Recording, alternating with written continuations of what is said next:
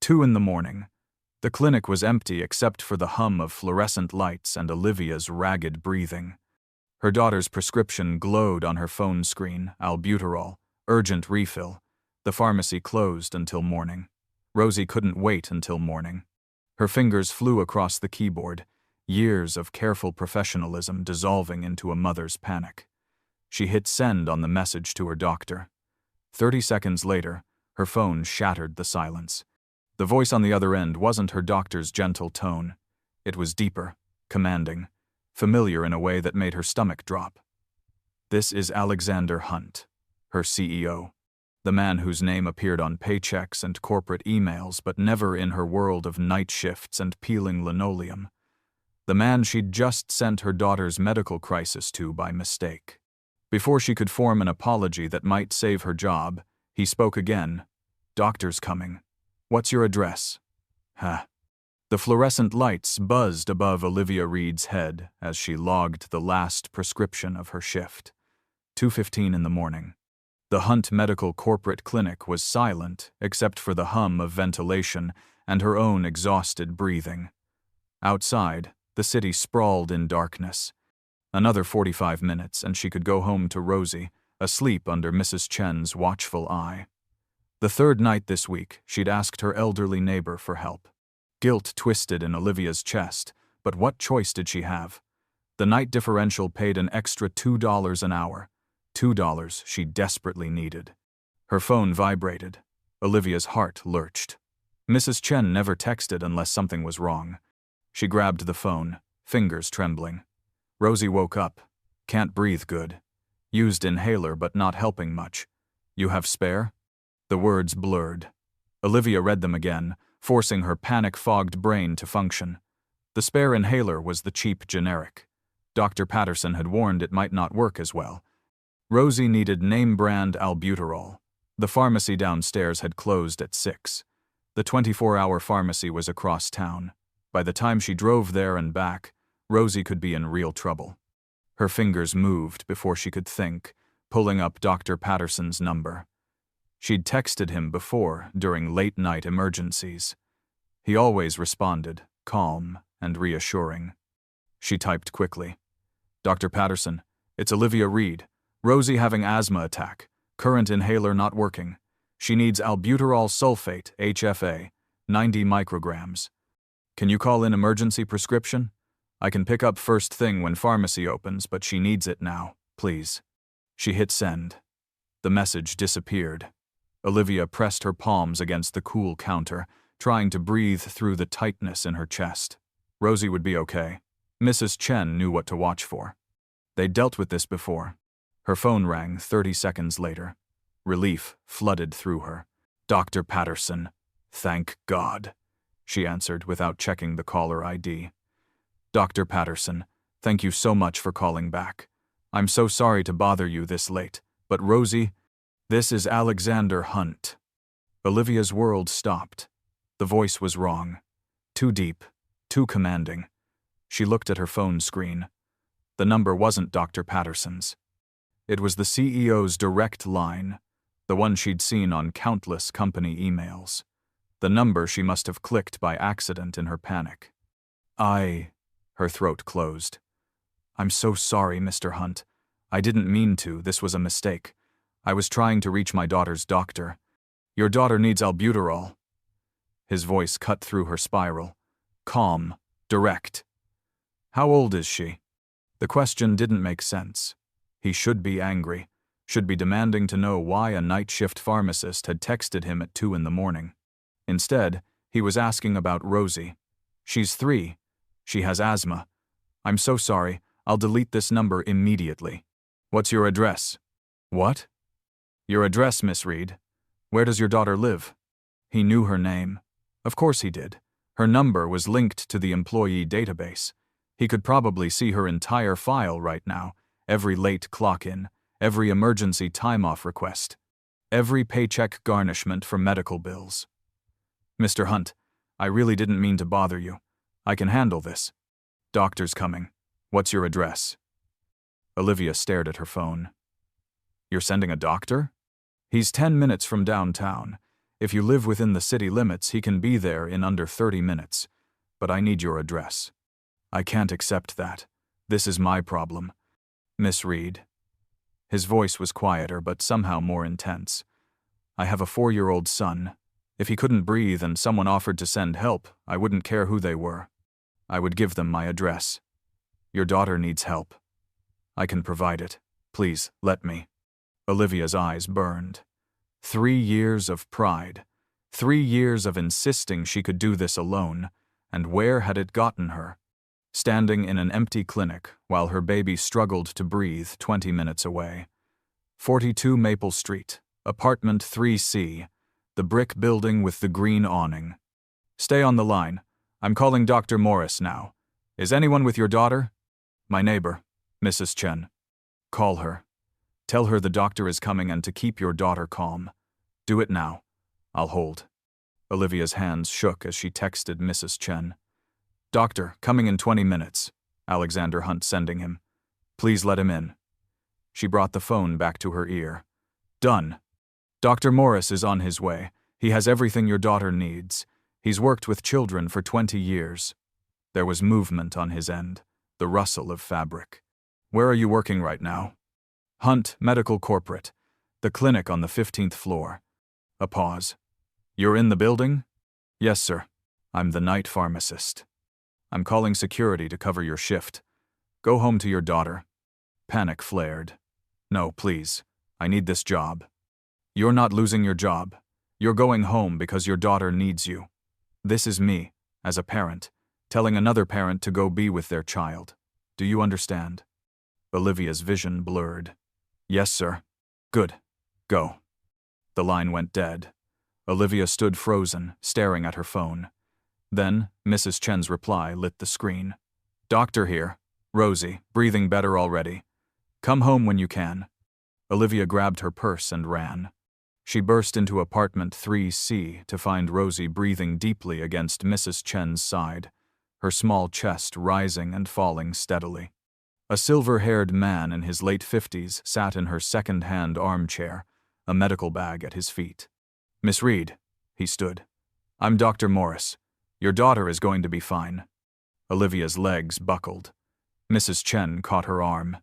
Rosie's eyes fluttered open. Mama? I'm here, baby. Olivia pulled her daughter close, burying her face in soft curls. Mama's here. Dr. Morris knelt beside them. She had a moderate attack, but the nebulizer brought her breathing back to normal. I've left a prescription for albuterol sulfate and a spacer device. I've also given you my number.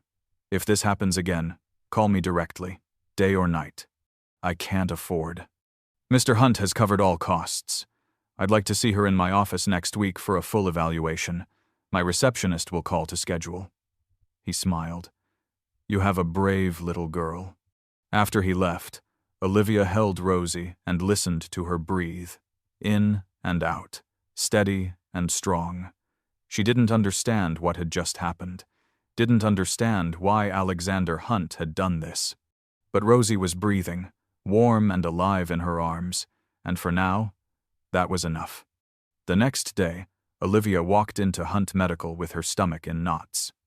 She'd barely slept, her mind replaying Alexander Hunt's voice. Doctor's coming. She still couldn't reconcile that voice with the distant CEO she'd imagined. But he had sent help, and now she had to face whatever consequences came with that kindness. Brenda, the day pharmacist, looked up when Olivia entered. Well, the woman of the hour. Olivia's stomach dropped. What do you mean? Security covered your shift last night. Word travels fast. Brenda's tone held curiosity and something sharper. Must have been some emergency for the CEO to personally get involved. My daughter had an asthma attack. Alexander Hunt called security himself. That doesn't happen for just anyone. Heat flooded Olivia's face. It was a mistake. I sent a message to the wrong number. He was just being decent. Brenda studied her. If you say so, just be careful. People are going to talk. Let them. Olivia pulled up the inventory report, jaw tight. I have work to do. But Brenda was right. Over the next week, Eyes followed Olivia through the building. Whispers stopped when she entered rooms. Colleagues found reasons to avoid her. Then, Thursday afternoon, she received an email. Subject: Mandatory meeting.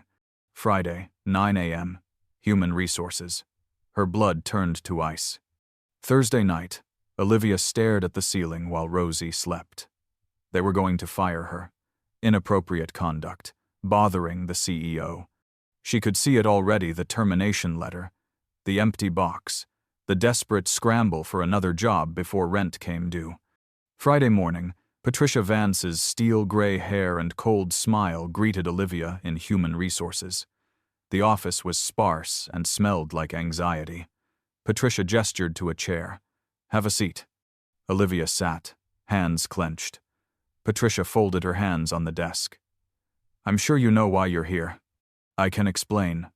"Can you?" "You sent a personal text to the CEO at 2 a.m, a message containing private medical information. That violates professional boundaries and company policy. It was an accident. Intent doesn't matter. You bothered Mr. Hunt with a personal emergency. You accepted his assistance, creating a conflict of interest. What if every employee decided to text the CEO with their problems?" Olivia's vision blurred. "I understand. I'm sorry." "No. It won't happen again because we're terminating your employment, effective immediately." The words hit like a blow. Olivia's hands clenched. "Please, I need this job. My daughter has medical bills." "You should have thought of that before you crossed a line." Patricia slid a folder across the desk. "Your final paycheck will be processed today. Security will escort you from the building." Olivia reached for the folder with numb fingers. Inside were papers that would end everything. She opened it, vision swimming, and froze.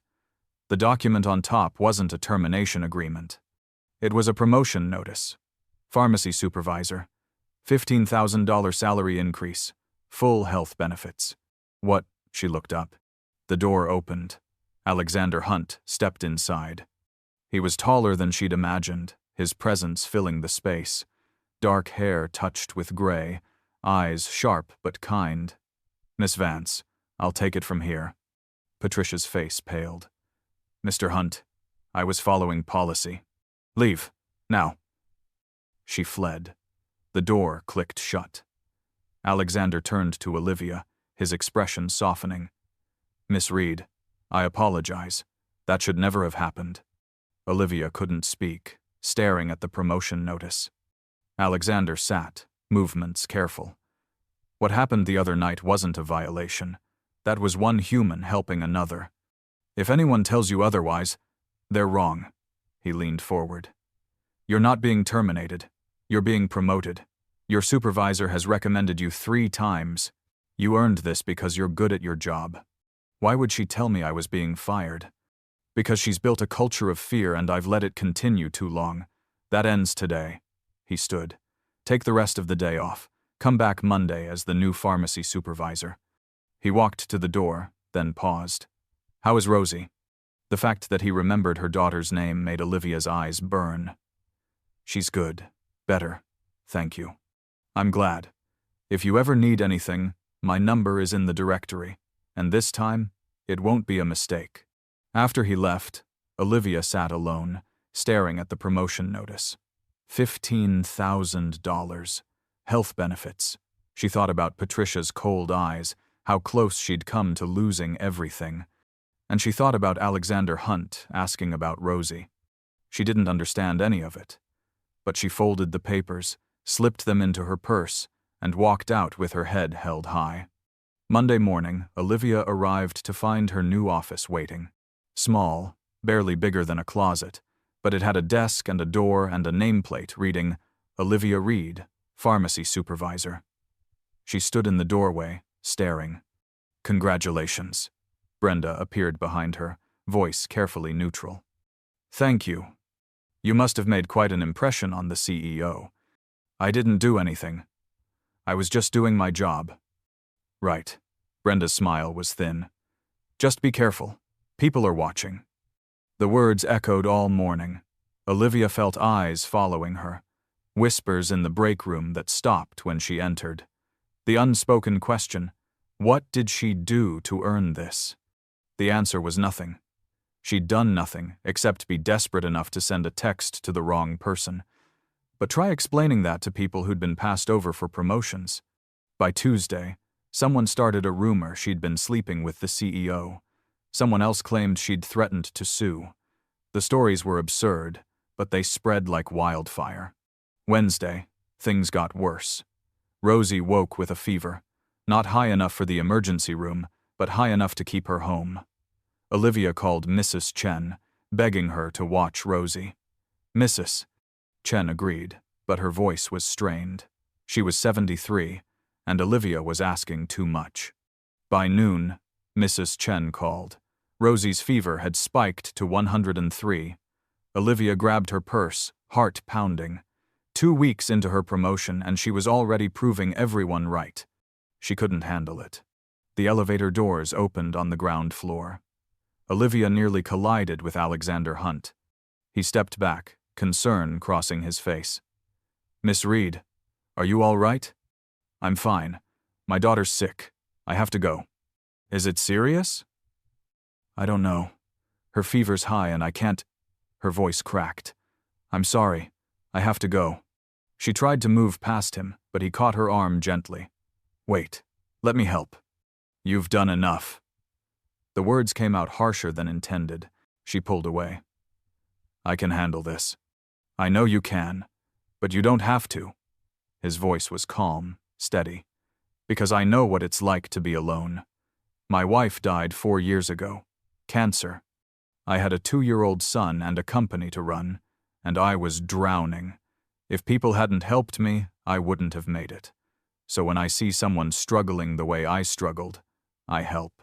That's all this is." Olivia's throat tightened. She wanted to argue, but Rosie was sick and she was tired, and for once, she wanted to stop fighting. "Okay. I'm calling Dr. Morris. He'll meet you at your apartment in 20 minutes, and I'm having my assistant arrange coverage for your shift. Go home and don't worry about work."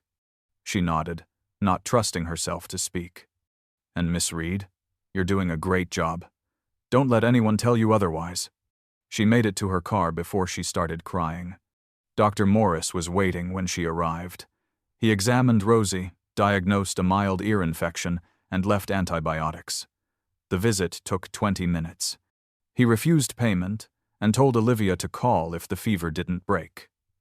Then he left, and Olivia was alone with Rosie, who was already feeling better. She sat on the couch, daughter curled against her, and stared at the wall. This couldn't keep happening. She couldn't keep accepting Alexander's help. It wasn't sustainable. It fed the rumors. But what was the alternative? Turn down help and let Rosie suffer? There was no good answer. So Olivia did what she always did. She held her daughter close and survived another day. The next morning, she received an email from Robert Chen, the new interim head of HR. He wanted to discuss her benefits package. Olivia read it 3 times, searching for threats, but found none. Just a straightforward request. She agreed to meet that afternoon. Robert's office was warm, cluttered with family photos and a thriving fern. He stood when she entered, extending his hand. "Miss Reed, thank you for coming." Olivia sat stiffly. "Is there a problem?" "No problem. I wanted to walk you through your new benefits. I know the transition's been chaotic." He turned his computer screen toward her. "As a supervisor, you qualify for our premium plan. Full coverage for dependents, low deductible, no copays for preventive care. Your daughter's asthma medications will be fully covered." The words washed over her. Full coverage. No copays. She thought of the medical bills stacked on her counter. "Are you sure?" "Positive. I've already processed enrollment. Your cards arrive within a week." He pulled up another document. "I also want to talk about our child care assistance program. Hunt Medical offers subsidized daycare. You'd pay a sliding scale based on income." "Interested?" This was too much. Too good. "Why are you doing this?" Robert leaned back. "Between you and me, Mr.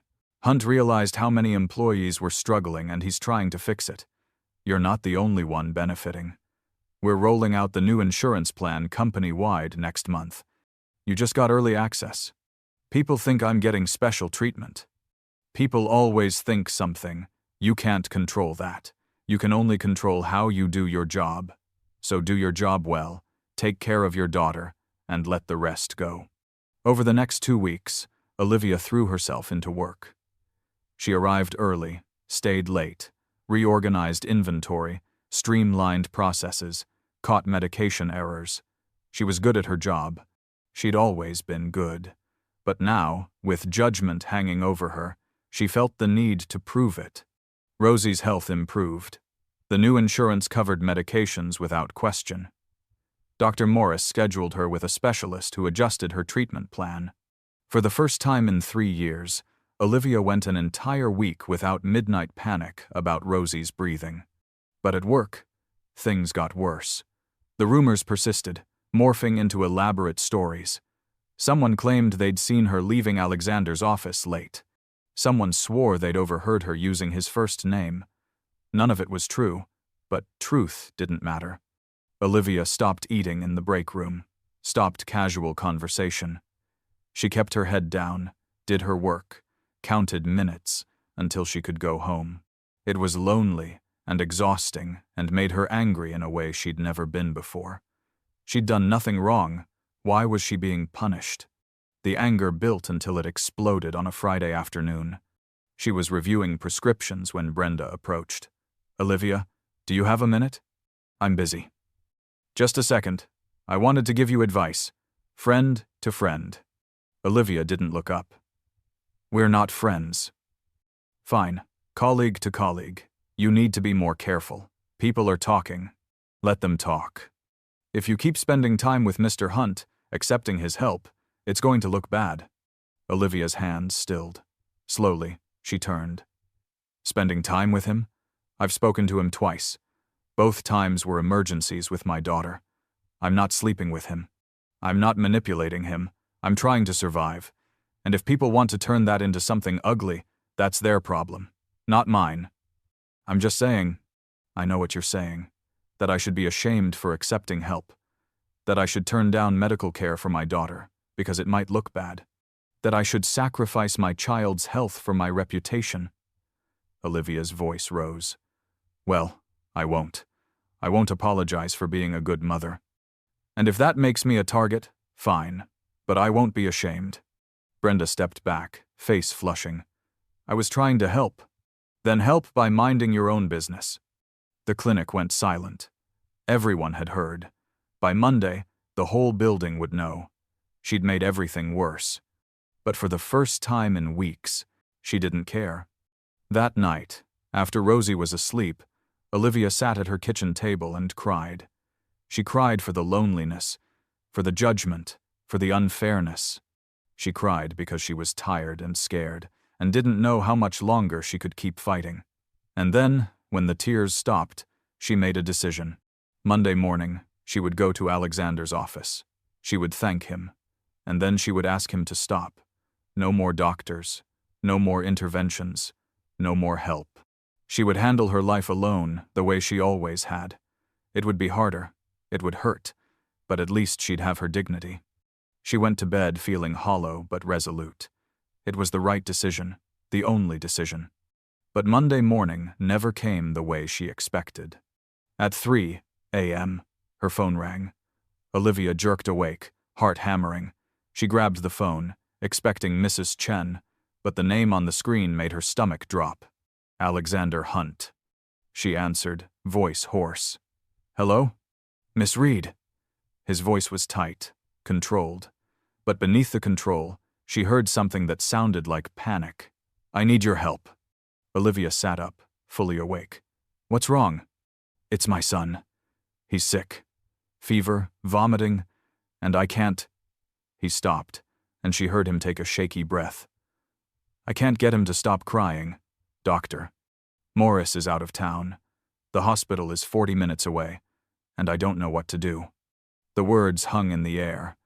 For weeks, he'd been the one helping her, The one with resources and connections and calm solutions. But now, in the middle of the night, he was just a terrified father. Just like her. "What's your address?" Olivia asked, already reaching for her shoes. "You don't have to." "Address. Now." "Now." He gave it to her. "A house in the suburbs, 20 minutes away. I'll be there in 15 minutes. Keep him hydrated. Small sips of water. If he's vomiting, lay him on his side. I'm on my way." She hung up, threw on clothes, and woke Mrs. Chen with an apologetic knock. Mrs. Chen took one look at her face and waved her off. "Go. Rosie will be fine." Olivia drove through empty streets, mind racing. She'd worked in pharmacies for 8 years. She'd seen every childhood illness. She could do this. She had to. Because for the first time since that mistaken text, the balance had shifted. He'd helped her. Now she would help him. Alexander's house was beautiful, a sprawling colonial with a manicured lawn and security lights, but Olivia barely noticed. She parked and ran to the front door. It opened before she could knock. Alexander stood in the doorway, hair disheveled, shirt untucked. He looked nothing like the composed CEO. He looked like a man at the end of his rope. "Thank you for coming." "Where is he?" "Upstairs. First room on the left." She followed him to a bedroom decorated with dinosaur wallpaper. A small boy lay curled on the bed, face flushed with fever. He whimpered when Olivia approached but didn't pull away. She knelt beside the bed, placing a gentle hand on his forehead. "Hot. Too hot." "Hey, sweetheart. My name's Olivia. I'm going to help you feel better, okay?" The boy nodded weakly. His eyes were glassy, unfocused. Olivia pulled a thermometer from her purse and checked his temperature. 104. High, but not dangerous. Not yet. "Alexander." She kept her voice calm. "I need a cool washcloth and water. Can you do that?" He nodded and disappeared. Olivia turned to the boy. "What's your name?" "Christopher," he whispered. "That's a great name. Christopher, I know you don't feel good, but we're going to fix that. First, we'll cool you down, then medicine. Sound okay?" He nodded. Alexander returned with the washcloth and water. Olivia folded the cloth and placed it on Christopher's forehead, then helped him sip water. She checked his throat, ears, lymph nodes. No obvious infection. Probably a virus. Scary, but manageable. "Do you have children's ibuprofen?" she asked. "In the bathroom." He returned with the bottle. Olivia measured the correct dose and coaxed Christopher into swallowing it. The boy grimaced but didn't fight. Within minutes, his breathing evened and his eyes drooped. "He's going to be okay," Olivia said, standing. "The fever should break within a few hours. Keep giving him fluids and monitor his temperature. If it goes above 105, take him to the emergency room. But I think this is just a 24-hour bug." Alexander sank into the chair beside the bed, face buried in his hands. "I thought," his voice cracked, "I thought I was losing him." Olivia's chest tightened. She understood that fear, had lived with it every day for 3 years. "You're not. He's a strong kid. He'll be fine." Alexander looked up, eyes red. "Thank you. I don't know what I would have done if you hadn't come. You would have figured it out. You would have taken him to the hospital, and they would have helped. You're a good father, Alexander. Don't doubt that." He stood, scrubbing a hand over his face. Would you stay? Just until his fever breaks?" Olivia hesitated. She should go home, should put distance between them. But he looked so lost, and she couldn't walk away. "Okay, I'll stay." They sat together in Christopher's room, watching him sleep. The house was silent, except for the hum of air conditioning. Alexander didn't speak, and neither did Olivia. They were just two parents, sitting in the dark, grateful their children were alive. Around 5 a.m., Christopher's fever broke. His forehead cooled, breathing deepened, color returned. Alexander exhaled, a sound that was half laugh, half sob. "He's okay." "He's okay," Olivia agreed. They went downstairs. Alexander led her to the kitchen and started coffee, movements automatic. I'm sorry for calling you in the middle of the night. Don't be. I'm glad you did. I panicked. I shouldn't have, but I did. His mother, she always knew what to do when he was sick. She had this instinct, this calm. I don't have that. I just have fear. Olivia accepted the coffee mug, wrapping her hands around it. I'm terrified every time Rosie gets sick. Every cough, every fever. I'm convinced it's the end. That's not weakness. That's love. He smiled faintly. You're good at this. The whole single-parent thing. You make it look easy. It's not easy. It's never easy. But it's worth it. She paused, staring into her coffee. I came here tonight planning to tell you to stop helping me. To keep your distance. Because people are talking, and it's making things difficult at work. I know. I've heard the rumors. I'm sorry. No. It's not your fault. It's theirs, for assuming the worst, for turning kindness into something ugly. She looked up, meeting his eyes. But I realized something tonight. I don't care what they think. I care about doing what's right. And right now, what's right is being here, helping you the way you helped me. Alexander held her gaze. You could have told me to figure it out myself. After everything you've been through, you would have been justified. I could have. But I didn't. Because that's not who I am. And I don't think it's who you are either. They finished their coffee in comfortable silence. As the sun began to rise, Olivia stood. I should go. Rosie will be awake soon. Of course.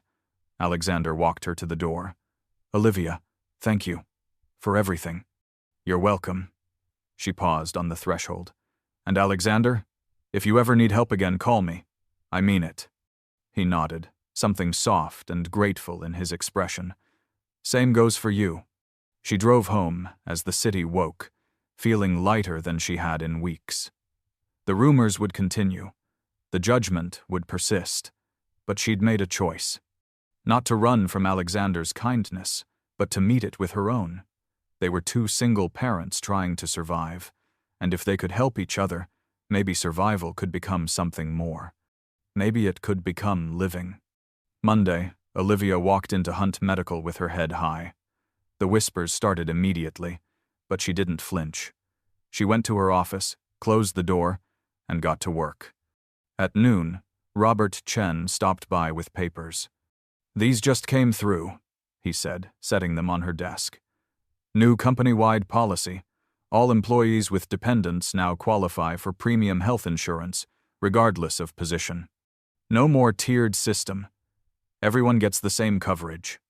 Olivia stared at the papers. Everyone? Everyone. Mr. Hunt pushed it through this morning. He said if we're going to call ourselves a healthcare company, we should start by taking care of our own people. Robert smiled. Thought you'd want to know. He left. Olivia picked up the papers, reading the policy changes. Premium coverage for everyone, subsidized childcare, expanded family leave. It wasn't just her anymore. It was hundreds of employees, and suddenly, the rumors didn't matter, because this wasn't about her and Alexander. This was about a company learning to care for its people. That evening, her phone buzzed. A text from Alexander. Christopher's fever-free for 24 hours. Doctor says he's in the clear. Thank you again. She smiled and typed back. Glad to hear it. Give him a hug from Rosie. 3 dots appeared, disappeared, reappeared. Finally. Would you and Rosie like to come over for dinner this weekend? Nothing fancy, just pizza and gratitude. Olivia's finger hovered over the keyboard. This was a line between professional courtesy and something more personal. She could say no, should probably say no. But she thought about Christopher, about the fear in Alexander's eyes. She thought about how he'd helped without hesitation, and she thought about Rosie, who deserved to see her mother happy. She typed, "We'd love to. What time?" The response was immediate. 6 p.m., Saturday. I'll text you the address. Olivia slipped her phone into her purse and headed home. Whatever happened next, whatever people said, she'd made her choice. She was done hiding, done apologizing for accepting kindness. Done pretending she could do this alone. Saturday arrived with clear skies. Olivia dressed Rosie in her favorite butterfly dress and drove to Alexander's house. Christopher answered the door, bouncing with energy. He grabbed Rosie's hand and dragged her toward the backyard, where a play structure stood waiting. Alexander appeared, looking relaxed in jeans and a t-shirt, flour dusting his hands. "I'm making pizza from scratch. Fair warning, I'm not good at it." "I'll help," Olivia said, following him inside. They spent the afternoon in the kitchen, rolling dough and chopping toppings while the kids played outside. They talked about everything and nothing. About Christopher's dinosaur obsession and Rosie's fear of thunderstorms. About the challenges of single parenthood and the guilt of never feeling like enough. It was easy, natural. As the sun set and pizza baked, Alexander poured wine and led her to the back porch. They watched the kids chase fireflies, their laughter bright in the evening air. "I've been thinking," Alexander said quietly, "about that night, the night you sent me that text." Olivia tensed. "What about it?" "I could have ignored it. Should have, probably. Referred you to HR. That would have been professional." "Why didn't you?" He was quiet for a moment. "Because I remembered what it felt like. To be alone in the middle of the night, terrified for your child, with no one to call. After my wife died, I had that moment 100 times. And every time, I wished someone would just help. No questions, no judgment, just help." He turned to face her. "So, when I saw your message, I didn't see a professional boundary. I saw someone who needed what I'd needed, and I couldn't ignore that." Olivia's throat tightened. "You saved us, that night. Not just Rosie. Me too. I was drowning and didn't realize it until you threw me a lifeline. You would have figured it out. You're stronger than you think." "Maybe, but I'm glad I didn't have to." They stood in silence, watching the children. Rosie had found a dandelion and was blowing seeds into the air, face lit with delight. Christopher tried to catch them, jumping and laughing. It was perfect.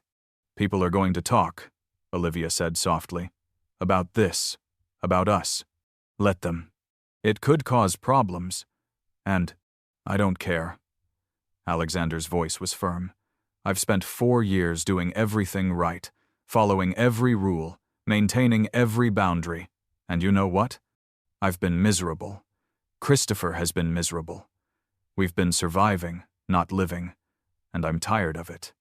Olivia looked at him. "So, what are you saying?" "I'm saying I like you, Olivia. I like your daughter. I like the way you make Christopher laugh and the way you don't take my bullshit. I like that you're stubborn and proud and fight for what you believe in. And I think we could be good together, if you're willing to try." Olivia's heart hammered. This was crazy. They barely knew each other. He was her boss. There were 1,000 reasons this was a bad idea. But standing here, watching their children play, none of those reasons seemed to matter. "I'm willing," she whispered. Alexander smiled, and it transformed his face. "Yeah? Yeah. Dot." He reached out, taking her hand. His palm was warm, calloused. Olivia squeezed back, and for the first time in 3 years, she felt like she could breathe. They stayed until the fireflies disappeared and the kids yawned. Rosie fell asleep on the drive home, head lolling against the car seat, smile still on her lips. Olivia carried her inside and tucked her in, pressing a kiss to her forehead. "Mama?" Rosie murmured, half asleep. "Yes, baby. I like Christopher. And his daddy." Olivia's eyes stung. "I like them too. Are we going back?" "I think so. If you want to." "I want to." Rosie yawned and burrowed deeper. "Love you, Mama. Love you too, sweetheart." Olivia stood in the doorway, watching her daughter sleep. The apartment was quiet, shadows familiar, but something had shifted. The air felt lighter, the walls less confining. For the first time in years, the future didn't feel like obstacles to overcome. It felt like possibility. Her phone buzzed. A text from Alexander. "Thank you for tonight. Christopher hasn't stopped talking about Rosie. Neither have I, if I'm being honest." She smiled and typed back. Same here. Let's do it again soon. How about next weekend? It's a date. She set her phone down and climbed into bed. Outside, the city hummed with life. Olivia closed her eyes and let herself imagine it. A life where she wasn't alone, where Rosie had more than just her. Where help wasn't something to be ashamed of, but grateful for. It wouldn't be easy. People would judge. There would be challenges, complications, moments when she questioned everything. But tonight, lying in the dark with Rosie's soft breathing drifting through the door, Olivia allowed herself to hope. And hope was the most powerful medicine of all. The weeks that followed were a blur of dinners and park visits and lazy Sunday mornings. Christopher and Rosie became inseparable, building blanket forts and chasing each other through sprinklers. Alexander and Olivia fell into an easy rhythm, trading stories over coffee while the kids played. It felt natural, right, like something that had always been waiting to happen. At work, the whispers continued, but Olivia found she cared less each day. She was good at her job. The numbers proved it. Prescription errors were down 20%. Patient satisfaction was up. Her team respected her, even if some colleagues didn't. And when Robert Chen told her she was being considered for a regional manager position, Olivia realized she'd stopped defining herself by other people's opinions. 3 months after that first dinner, Alexander asked her to move in. Not because it was practical or convenient, but because he loved her, because Christopher adored Rosie, because they'd found something neither of them expected a second chance at family. Olivia said yes. The blended household was chaotic at first. 2 strong-willed children learning to share space, 2 adults navigating the complexities of merging lives. But slowly, they found their rhythm. Christopher taught Rosie about dinosaurs. Rosie taught Christopher about kindness. Alexander learned to braid hair. Olivia learned to let go of control. 6 months later, on a crisp autumn evening, Alexander proposed. Not in some grand public gesture, but in their kitchen while washing dishes, Rosie and Christopher asleep upstairs. He turned to Olivia, hands still wet, and said simply, "Marry me. Not because it makes sense or looks good, but because I can't imagine my life without you." Olivia didn't hesitate. Yes. They married in the backyard on a spring afternoon, surrounded by family and friends. Christopher was the ring bearer. Rosie was the flower girl. Mrs. Chen cried happy tears, and when Alexander kissed his bride, 2 families became one. A year after that mistaken text message, Olivia stood in her office at Hunt Medical, looking out over the city. She was regional manager now, overseeing 5 locations. The company had just won an award for employee wellness programs. The premium insurance plan that started with her had expanded to cover mental health, fertility treatments, and adoption assistance. Hundreds of families were thriving because one CEO had chosen compassion over policy. Her phone buzzed. A text from Alexander.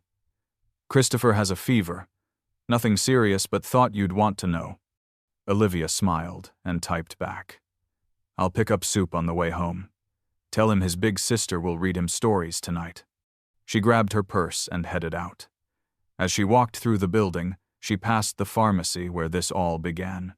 The same fluorescent lights buzzed overhead. The same ventilation hummed. But everything was different now. Because that night, when desperation made her send a message to the wrong number, she'd learned something crucial. That asking for help wasn't weakness. That accepting kindness wasn't defeat. That sometimes the biggest mistakes lead to the greatest blessings. And that love, when it comes, often arrives in the most unexpected ways. Through a wrong number, through a moment of panic, through the simple act of one person saying to another, "Doctor's coming. What's your address?" Olivia drove home through the city, sunlight warming her face. Ahead of her was an evening of sick kids and chicken soup and probably very little sleep. Behind her was a woman who'd been drowning, convinced she had to do it all alone. She'd been wrong about that. Beautifully, wonderfully wrong. And she'd never been more grateful for a mistake in her entire life.